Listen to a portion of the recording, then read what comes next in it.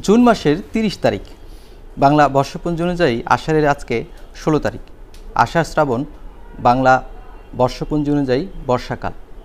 শুরু হলো এইচএসসি ও সমমানের পরীক্ষা।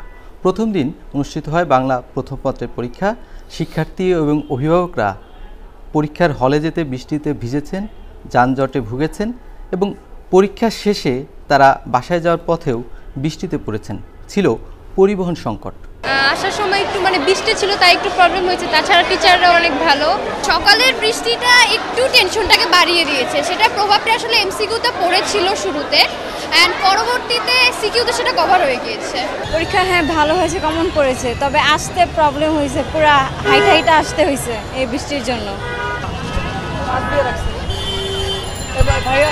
দুজন দাঁড়াও, একটু কথা বলো। কেমন হয়েছে পরীক্ষা একটু বলো। আলহামদুলিল্লাহ ভালো হয়েছে। পরীক্ষা কেমন হয়েছে? সবকিছু কমন পড়েছে? আলহামদুলিল্লাহ ভালো হয়েছে, এক্সামও ভালো হয়েছে, গার্ডও ঠিকঠাক ছিল, কোশ্চেনও কমন পড়ছে, খারাপ হয়নি কোশ্চেন।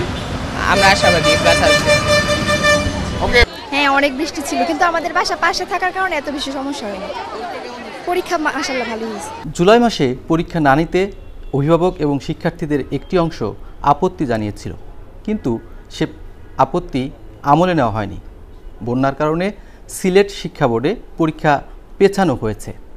তবে অভিভাবকরা বলছেন যে এই সময়ে পরীক্ষা নেওয়ার কোনো যৌক্তিকতা ছিল না। ১-২ মাস পিছিয়ে দিলেও তেমন কোনো ক্ষতি হতো না। তারা পরীক্ষার হলে আসতে অনেক ভোগান্তি ভুগেছেন আজকে।